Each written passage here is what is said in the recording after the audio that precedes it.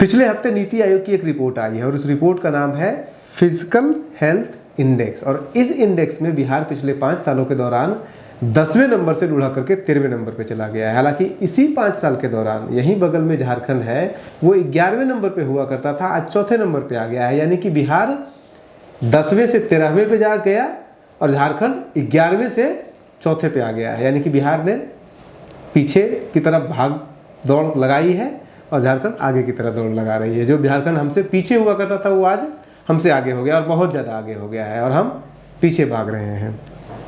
इसके अलावा उत्तर प्रदेश 9वें स्थान पे हुआ करता था, 7वें स्थान पे अब आ गया है। राजस्थान 16वें पे हुआ करता था, 12वें पे आ गया है। और भी राज्य हैं, जैसे महाराष्ट्र है वो 8वें पे था, वो 6ठे स्थान पे आ गया है। अब इस इंडेक्स को आप सोच रहे होंगे कि ये इंडेक्स नीति आयोग बनाया, केंद्र सरकार ने पता नहीं क्या झोल किया होगा। तो ये इंडेक्स का सिर्फ इंडेक्स बनाया है नीति आयोग ने, इसका जो डेटा है वो CAG से लिया गया है। और ये इंडेक्स आपके शरीर से नहीं कोई लेना देना इसका है। आप सोच रहे होंगे कि फिजिकल हेल्थ है तो हेल्थ से रिलेटेड कुछ होगा कि कितना स्वस्थ है, कितना खाते हैं, कितना पीते हैं, कितना जो है आपका शरीर तंदुरुस्त है, ऐसा कुछ नहीं है। हाँ, राज्य की तंदुरुस्ती से जरूर है और राज्य की तंदुरुस्ती उसका कैलोरीज और उसकी बीमारी नाप के नहीं कर सकते। उसका बीमारी नापने का अलग तरीका है। उसका बीमारी नापने का तरीका है कि राज्य के पास कितना कर्जा है, राज्य कितना कहाँ पे खर्च कर रहा है, कहाँ पे कितना उसका इनकम हो रहा है, इनकम सही से हो रहा है नहीं हो रहा है, कर्जा कहीं ज़्यादा तो नहीं हो गया है, कहीं जो है वो जो भी खर्चा हो रहा है वो सही जगह पे हो रहा है नहीं हो रहा है, कहीं कोई सदस्य जो है रंगबाजी तो नहीं कर रहा है, रंडीबाजी तो नहीं कर रहा है, मतलब कि कोई फजूल खर्ची तो नहीं कर रहा है, कहीं पे अय्यासी तो नहीं कर रहा है, दारूबाजी तो नहीं कर रहा है, मतलब कि पढ़ाई लिखाई ये सब चीज़ पे खर्चा हो रहा है सही से या नहीं हो रहा है, इंफ्रास्ट्रक्चर पे खर्चा हो रहा है नहीं हो रहा है, या फिर कहीं कोई विभीषण तो नहीं है, कहीं भ्रष्टाचार तो नहीं हो रहा है, कर्ज लेकर के घी तो नहीं पिया जा रहा है। इन सब को ध्यान में रख करके वो इंडेक्स बनाया जाता है कि हेल्थ आपके राज्य का कैसा है, यानी कि राज्य जो है वो हष्ट पुष्ट है या नहीं, आपके शरीर से कोई लेना देना नहीं है। अब ये भी होता है कि अगर सही से स्वास्थ्य, सड़क, इन चीज़ों पे खर्चा हो रहा है तो वो सही जगह पे हो रहा है या नहीं हो रहा है। आप अपने बच्चे को पैसा दे दिए कि जाओ जाके ट्यूशन पढ़ लो, कोचिंग कर लो, सिर्फ उससे तो एजुकेशन होगा नहीं पैसे दे देने से। आप अपने बच्चे को पैसा दे दिए जाके खाना खा लो, उससे तो हेल्थ सही होगा नहीं, वो जाकर के बर्गर पिज़्ज़ा खाएगा। तो वैसे ही राज्य को भी ऐसे ही समझिए कि राज्य इसी ढंग से इसको भी असेसमेंट किया जाता है उसके हेल्थ को समझने के लिए। तो इसको समझने के लिए 5 मुख्य टेक्निकल टर्म्स में, हालांकि समझने का तरीका यही है कि जो मैंने आपको बताया शरीर को समझने का तरीका है, सिर्फ पैसा दे देने से हेल्थ सही नहीं हो जाता है। 5 मुख्य इंडिकेटर हैं और इन्हीं इंडिकेटरों के आधार पर सभी राज्यों का ये किया गया है। हालांकि मैंने जैसा बताया कि 18 प्रमुख राज्यों का किया गया है, सारे राज्यों का नहीं किया गया है। हिंदुस्तान के अंदर बहुत सारे राज्य हैं, लेकिन जो मुख्य 18 राज्य हैं बिहार का, उसमें 13वां नंबर है। बिहार के, हिंदुस्तान के सारे राज्यों में से बिहार का 13वां नंबर नहीं है।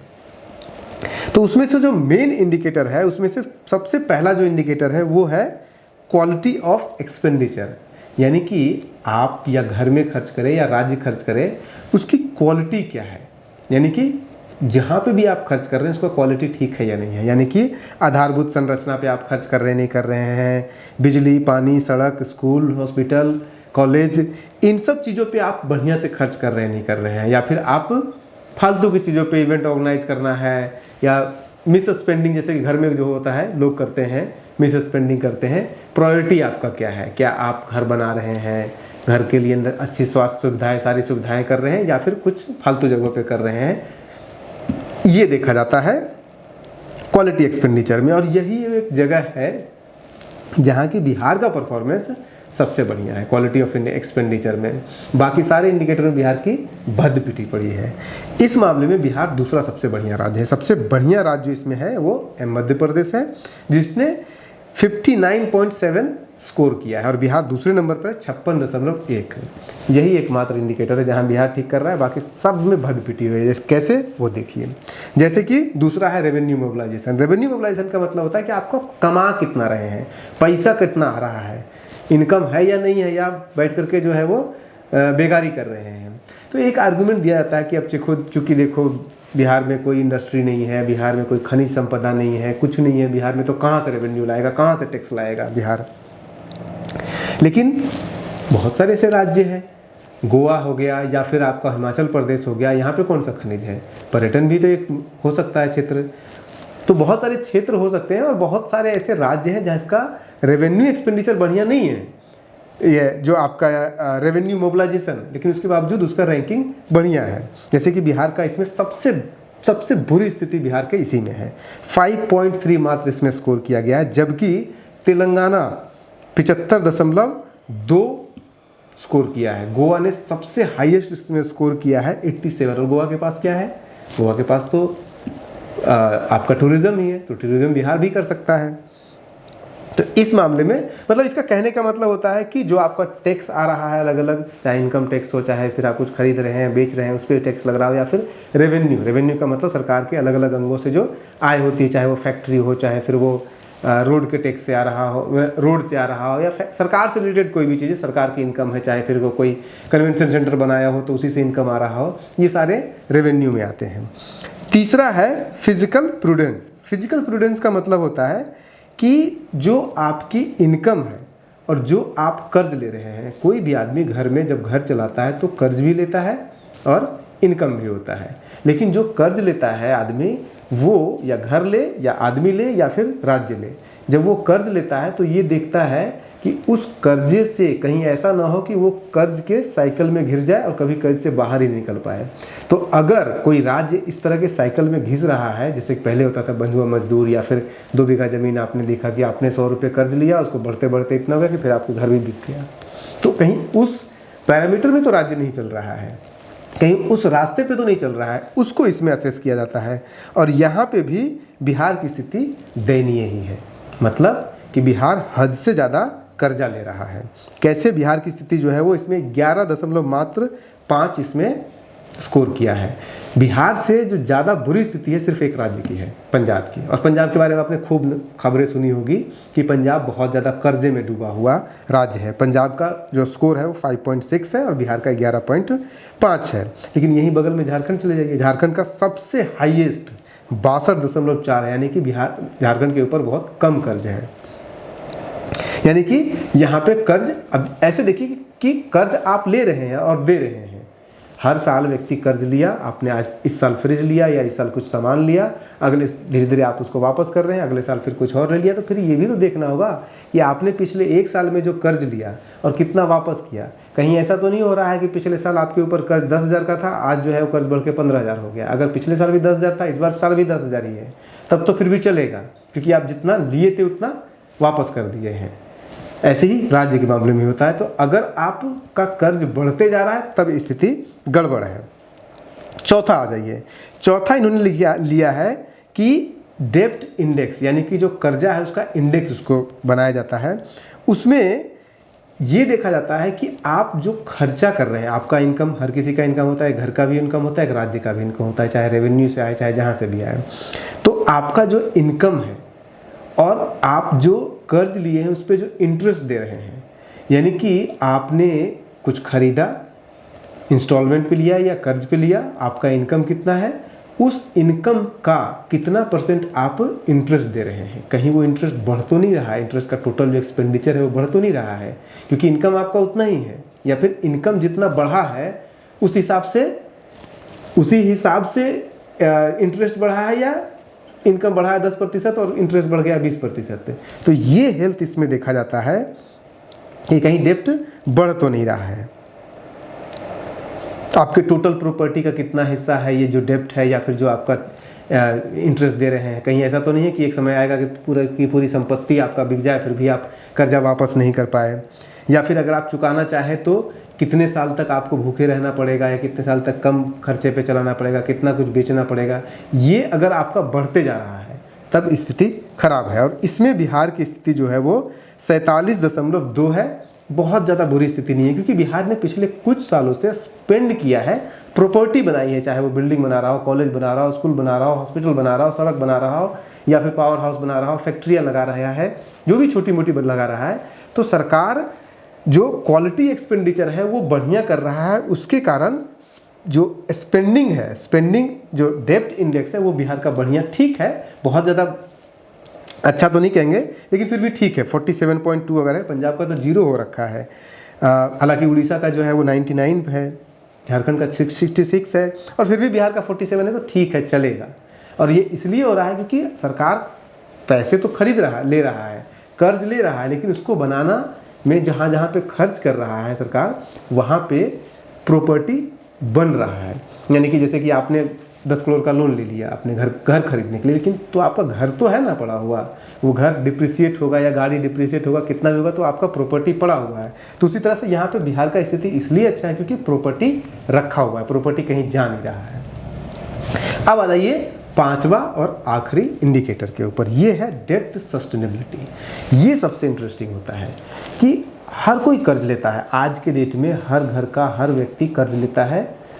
तो कर्ज 2-3 तरीके से लिया जाता है। एक होता है जो मिडिल क्लास कर्ज लेता है, आपका इनकम इतना है, साल भर का इनकम इतना है, पीएफ इतना आएगा, सब कुछ जोड़ लेता है और फिर देखता है कि साल भर में उसको इतना पैसा बचेगा, तो शुरू में ही उसने ले लिया कोई चीज़ लोन के ऊपर, फ्रिज ले लिया, इस साल फ्रिज ले लिया, अगले साल गाड़ी ले लिया, पर तीसरे साल कुछ और ले लिया, और उसको इंस्टॉलमेंट में पैसे देते चला जा रहा है। एक ये कर्ज होता है। तो इसमें हेल्थ ऐसे देखेंगे सस्टेनेबिलिटी कि क्या आप अपने इनकम से वो जो इंस्टॉलमेंट है वो पूरा कर देंगे या नहीं कर पाएंगे। दूसरा इन्वेस्टमेंट और होता है, दूसरा जो लोग कर्ज लेते हैं वो ऐसे लेते हैं कि आपने कर्ज लिया, जैसे राज्य लेता है, आपने कर्ज लिया, उसको आपने कहीं इन्वेस्ट कर दिया, आप शेयर मार्केट में कर दिए, या फिर आपने कोई नया जो है वो काम शुरू किया, कोई बिजनेस शुरू किया। अब अगर उस जो इन्वेस्टमेंट आपने किया है, उस इन्वेस्टमेंट के कारण जो कर्ज लिया है, अगर उससे इनकम आपका आ रहा है तब तो ठीक है, तब तो सस्टेनेबल है। लेकिन अगर आप कर्ज ले लिए हैं, कुछ लगा दिया है, इंडस्ट्री लगा दिया है, कुछ भी लगा दिया आपने, और उससे इनकम हो ही नहीं रहा है, तब तो फिर ये गड़बड़ है, सस्टेनेबल ये कर्ज नहीं हुआ। सस्टेनेबिलिटी, डेब्ट सस्टेनेबिलिटी का मतलब ये होता है कि आप जो कर्ज ले रहे हैं वो सस्टेन कर भी पाएगा, कितने समय तक सस्टेन कर पाएगा। आप अगर कर्ज लेके घी पीजिएगा तो फिर पेट भी खराब होगा और उस घी का कोई फ़ायदा भी नहीं होगा। तो अगर आप घी खरीद रहे हैं तो उतना ही खरीद रहे हैं ना जितनी आपकी शरीर की ज़रूरत है, और उस घी के पीने से आपको कुछ फ़ायदा होगा तभी घी पीजिए, अदरवाइज़ किसी और जगह पे वो लगाइए। जैसे होता है मजदूरों को ज़्यादा कार्बोहाइड्रेट चाहिए, उसी तरह से स्टेट को देखा जाता है कि स्टेट की जो डेब्ट सस्टेनेबिलिटी है वो कितना बढ़िया है। और इसमें बिहार का जो पोजीशन है वो 18.8 है, और इसमें भी ठीक ठाक है, बहुत बढ़िया तो नहीं है, लेकिन फिर भी चलेगा वाला स्थिति है। क्योंकि कर्नाटक का 6.7 है, आंध्र प्रदेश का 0 है, लेकिन उड़ीसा का 64 है, उत्तर प्रदेश का यहीं 44 है, हमारा 18 है, 19 है, उनका 44.5% उनका स्कोर है। तो हम बेहतर तो किए हैं, लेकिन बाकियों की तुलना में डाउन हो गए हैं, और ये पिछले 5 सालों के दौरान हमारी स्थिति खराब हुई है। हमारी स्थिति सिर्फ एक जगह पे अच्छी है कि हमने जो स्पेंड किया है, जो पैसा कर्ज लेकर के स्पेंड किया, वो हमने उन जगहों पे लगाया जो कि अभी भी प्रॉपर्टी रखा हुआ। गाड़ी खरीद लिया लेकिन गाड़ी का इस्तेमाल नहीं कर पाए, गाड़ी से कमा नहीं पाए, लेकिन गाड़ी रखा हुआ है, तो चलो कम से कम। अब ये तो नहीं किया ना कि हमने कर्ज लेकर के और दारू पी गए, तो दारू पी जाते तब तो न दारू बचता, शरीर भी जाता, एक वो होता है कर्जा। तो बिहार ने वो नहीं किया है। बिहार ने गाड़ी खरीद लिया, स्कूल खरीद लिया, कॉलेज बना दिया, हॉस्पिटल बना दिया, रोड बना दिया। अब उसका डिप्रिसिएशन हो रहा है, लेकिन उससे इनकम नहीं हो रहा, क्योंकि रेवेन्यू मोबिलाइजेशन जो है बिहार का सही नहीं है। और रेवेन्यू मोबिलाइजेशन आप लोग जो सोच रहे हैं कि सिर्फ और सिर्फ खनिज संपदा होगा तभी होगा, ऐसा कुछ नहीं है। क्योंकि खनिज संपदा वाला उड़ीसा और ये जो झारखंड है ये टॉप पे नहीं है, गोवा टॉप पे बना हुआ है, गोवा में कोई खनिज संपदा नहीं है। तो अगर बिहार और अलग ढंग से कुछ ऐसा स्पेंडिंग करे, अब ये बिहार के साथ हो क्यों रहा है? क्योंकि अगर आप देखिएगा कि रेवेन्यू मोबिलाइजेशन देखिएगा तो यूपी का 34.6% है, मतलब कि रैंकिंग उसको दिया गया है। तो उसको आप एकमात्र पैरामीटर नहीं बना सकते हैं। बिहार की जो स्थिति खराब हुई है वो सिर्फ और सिर्फ 2 कारणों से हुई है। एक दूसरे नंबर पे जो रेवेन्यू मोबिलाइजेशन खराब है, और एक तीसरे नंबर पे जो फिजिकल प्रूडेंस है, यानी कि जो इनकम और डेब्ट के बीच में जो इम्बैलेंस बना हुआ है। जो आप कमा रहे हैं और जो कर्जा ले रहे हैं वो बहुत ज़्यादा ले रहे हैं। आप कर्ज ले रहे हैं रोड बनाने के लिए ही, आप कर्ज ले रहे हैं अच्छे कामों के लिए ही, लेकिन उससे इनकम नहीं हो रहा है। इसीलिए इस रैंकिंग में स्थिति खराब हुई है बिहार की। अब इसमें इसको ऐसे समझिए कि आखिर ऐसा क्यों हो रहा है कि इतना ज़्यादा कर्ज सरकार लेते जा रही है, डेब्ट बढ़ रहा है, इसका फिजिकल जो है डिफिसिट बढ़ रहा है। तो ये हो क्यों रहा है? ये हो इसलिए रहा है क्योंकि हेल्थ पे हम अपना एक्सपेंडिचर कम कर रहे हैं पिछले कुछ सालों से। एजुकेशन पे, हायर एजुकेशन पे हमने कम किया है। हमने लगभग 30% कम कर दिया है जो प्राइवेट कॉलेजेस होते हैं उनको फंडिंग देना, 30% कम किया है पिछले कुछ सालों के दौरान। लेकिन दूसरी तरफ हम लगभग 300% हमने स्पेंडिंग बढ़ा दिया है जो गांव के अंदर महिलाएं हैं या गांव के लोग हैं उनको ट्रेनिंग देने के लिए, स्किल डेवलपमेंट पे हमने 300% स्पेंडिंग बढ़ाया है। उसके अलावा हमने फ्लड कंट्रोल पे और सिंचाई के संसाधन उपलब्ध कराने पर हमने 1300% हमने इंक्रीज किया है उसका स्पेंडिंग। अब ये कितना रिटर्न देगी, क्योंकि आप जब फ्लड के लिए कर रहे हैं तो बांध बना रहे हैं, बांध जो है वो हर साल टूट जा रहा है जब भी फ्लड आ रहा है, तो उसका सस्टेनेबिलिटी नहीं है, वो रिटर्न नहीं दे रहा है आपको वो बांध आपको रिटर्न। क्योंकि कृषि में आप कितना भी आप स्पेंडिंग कर लीजिए वो रिटर्न आपको नहीं देने वाला है बहुत ज़्यादा। आप उसी की जगह सर्विस सेक्टर पे स्पेंड कीजिए, आप उसी पर्यटन पे भी अच्छा खासा हुआ है इंक्रीज, लेकिन बाकी की तुलना पर्यटन में उस स्तर पे नहीं हुआ है। और सबसे ज़्यादा ये स्किल डेवलपमेंट। और ये अब सवाल ये है कि भाई दोनों तो पुअर पे काम ही है कि आप सिंचाई पे कर रहे हैं, आप जो है लोगों के ट्रेनिंग देने पे कर रहे हैं, लेकिन फिर भी रिटर्न क्यों नहीं आ रहा है? इसका सारा का सारा जो है वो जड़ इस बात में है कि कह रहे हैं, ऐसा एक पूरा बना हुआ है ऑरा कि ऐसा इसलिए हो रहा है क्योंकि सरकार और लोगों के बीच में जो एक रिलेशनशिप है, जो एक कम्युनिकेशन है वो टूट रहा है। और उसके पीछे कारण बताया जा रहा है कि बिहार अब पिछले कुछ सालों से नेताओं के द्वारा नहीं बल्कि एडमिनिस्ट्रेटर के द्वारा चलाया जा रहा है। जो बड़े बड़े आईएएस अधिकारी, आईपीएस अधिकारी हैं वो राज्य को चला रहे हैं और उनका लोगों के साथ कनेक्शन नहीं है। और जब आप लोगों के साथ कनेक्शन बिना बिठाए हुए कोई भी प्रोग्राम बनाते हैं, राज्य की विकास की संरचना बनाते हैं, तो उसको या तो लोग समझ नहीं पाते हैं, या तो आप समझा नहीं पाते हैं, या फिर लोगों की जो ज़रूरत है, लोग जिस चीज़ से ज़्यादा सहज महसूस कर रहे हैं, जो करना चाहते हैं वो आप कर नहीं रहे हैं, वो आप करके उनको वो चीज़ें दे रहे हैं कि ये काम करो इससे होगा, लेकिन वो लोग करना नहीं चाहते हैं। इसीलिए जो जहाँ पे आप इन्वेस्ट कर रहे हैं उससे रिटर्न हो ही नहीं रहा है। ये कुछ ऐसे समझिए कि आपने एक फैक्ट्री लगाया और उस फैक्ट्री में वर्कर कह रहा है कि ये मशीन लाइए तो हमारी प्रोडक्टिविटी बढ़ जाएगी, लेकिन आप जो है वो बड़े आईआईटी के इंजीनियर हैं, आपको लग रहा है कि नहीं इससे प्रोडक्टिविटी बढ़ जाएगी। वर्कर से आप पूछ ही नहीं रहे हैं कि वो वर्कर किस मशीन को चलाने में या किस टेक्नोलॉजी को चलाने में ज़्यादा सक्षम है। ये एक पॉसिबल कारण हो सकता है और ऐसे बहुत सारे पॉसिबल कारण हो सकते हैं। और आप देखिए तो पिछले कुछ सालों के दौरान ये इतना ज़्यादा स्पेंडिंग जो हो रहा है बिहार के अंदर बढ़ रहा है, उस बढ़ने के कारण हमारा राजकोषीय घाटा जो 2018-19 में मात्र 2.6% हुआ करता था, आज बढ़कर के 5.9% हो गया। जबकि मैक्सिमम अलाउ जो किया जाता है फिजिकल डिफिसिट वो 4% से ज़्यादा नहीं होना चाहिए। और ये क्यों हो रहा है? इसके पीछे एक कारण ये भी है कि हम लोगों को पैसा देने के चक्कर में, हम इन्वेस्टमेंट करने के चक्कर में हम इतना कर रहे हैं कि पैसा पानी की तरह बहा रहे हैं। जिसको चाहिए पैसा लो, बिहार सरकार दे रही है। आपको 5 लाख चाहिए, इंडस्ट्री बिठाना है, स्किल का काम करना है, स्किल ट्रेनिंग दे रहे हैं और फिर पैसे दे रहे हैं, लेकिन वो रिटर्न नहीं हो रहा है। हम सब्सिडी पिछले कुछ सालों के दौरान, पिछले 4-5 सालों के दौरान लगभग हमारी सब्सिडी जो है टोटल रेवेन्यू एक्सपेंडिचर का जो हमारा है उसका 8% हो गया, 8.1% हो गया, जो कि इतना नहीं होना चाहिए। हम सब्सिडी हद से ज़्यादा दे रहे हैं, हद से ज़्यादा लोगों को फ्री इंटरेस्ट फ्री लोन दे रहे हैं, हद से ज़्यादा लोगों को जो है वो फ्री में एजुकेशन भी दे रहे हैं, सब कुछ दे रहे हैं, लेकिन उससे रिटर्न देना अच्छी चीज़ है, लेकिन उससे रिटर्न नहीं आ पा रहा है क्योंकि वो प्रोग्राम पीपल जो होता है ना, पब्लिक प्राइवेट पीपल पार्टनरशिप, लोगों के साथ पार्टनरशिप करके जो प्रोग्राम बनाया जाता है वो संभवतः नहीं हो पा रहा है। और शायद यही कारण है कि बिहार इस रैंकिंग में पीछे जा रहा है। क्योंकि अगर आप देखिएगा तो ग्रोथ रेट बिहार का 10% से ज़्यादा है, लेकिन वहीं दूसरी तरफ जो रेवेन्यू मोबिलाइजेशन का जो ग्रोथ रेट है वो मात्र 8.4% है। यानी कि आपका जो इनकम है वो इनकम 8.4% की दर से बढ़ रहा है और आपका जो ग्रोथ रेट है वो 10% से 10, 11, 12, 13 तक जा रहा है। तो वो जो 3-4% एक्स्ट्रा जा रहा है वो कहाँ से आ रहा है? वो आप कर्जा लेकर के कर रहे हैं, यानी कि कर्जा लेकर के घी पी रहे हैं। अब सरकार को ये समझना है कि मैं कोई इकोनॉमिक्स का एक्सपर्ट नहीं हूँ। जो हमने इस रिपोर्ट को देखा, उस रिपोर्ट में ये सब सारी चीज़ें लिखी हुई है। उस रिपोर्ट में जो कहा गया है वही हमने आपको बताया है। आप बने रहिए न्यूज़ हंटर के साथ। नमस्कार।